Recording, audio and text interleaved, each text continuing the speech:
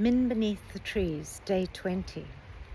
Today I'm under a huge Morton Bay fig down with the sea behind me. Min wondered how she might pull some sort of curtain across her mind, but his smile when she looked at him was so instant and real her fears evaporated. "Your company will be much valued," Ottlin said, sounding greatly pleased. "All we await now is Min's formal acceptance," Lana concluded. Min cleared her throat, looked down, coughed, cleared her throat again and tried to control her wayward thoughts. "There's no point in being reluctant any longer," said Flick. "If it wasn't for you, I wouldn't be doing this." "Both of us, actually, and you are now, so either embrace the challenge with your whole heart, or you'll go down in history as the weakest, most pathetic fledgling intuitor of all time," Flick answered. Min metaphorically gritted her teeth. "That's so helpful. Thanks a lot." The tip of Flutter's wing brushed her left shoulder in a gentle caress. "Everyone is hanging on what you have to say."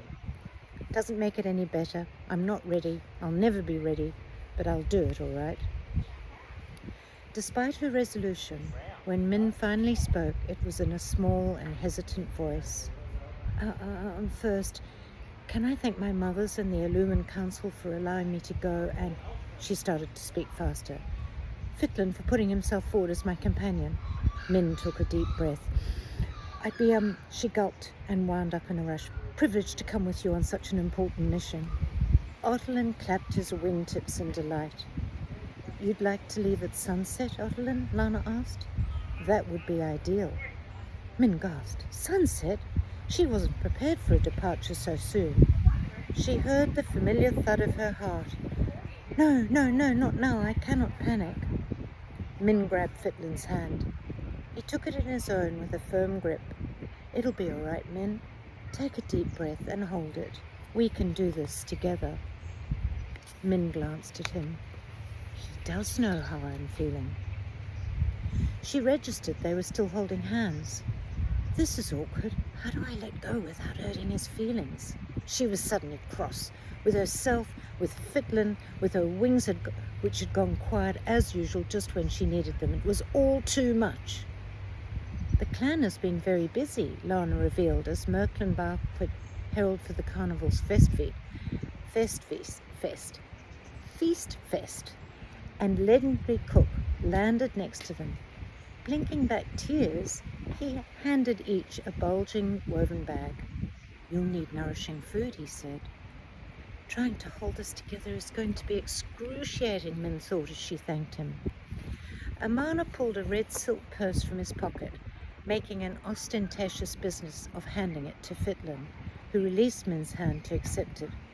Of course he wouldn't trust a Glyn girl with something precious, Min huffed inwardly, smiling politely outwardly.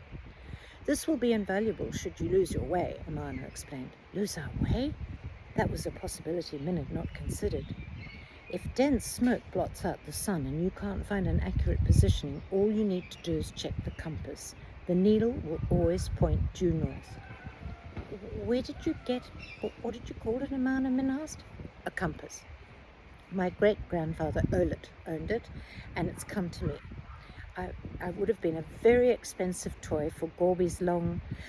How comforting to know that if they lose their way, they'll find their way back." Lana staved off another Amanan monologue, shifting the attention to Shine Sherrilworthy, a Sherritt Lumen and a talented spinner. "We've made you a camouflage blanket from the finest spinner silk," he announced in his soft voice, holding a small parcel bearing neatly sewn straps. "The pattern is designed to look like smoke and embers. It'll help conceal you if you suddenly find yourself close to an emberist." Min grimaced. "I don't want to be anywhere near an emberist, let alone have to hide from one." She took the parcel.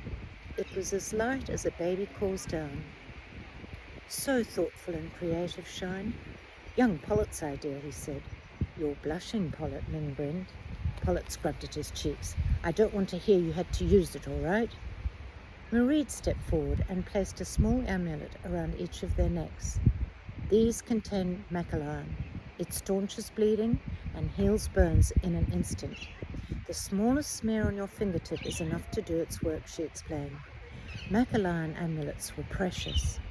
I hope that we can return them unused at the end of the journey. Min crossed her long fingers tightly behind Mareed's back as she hugged her. Julia approached and stood before her son.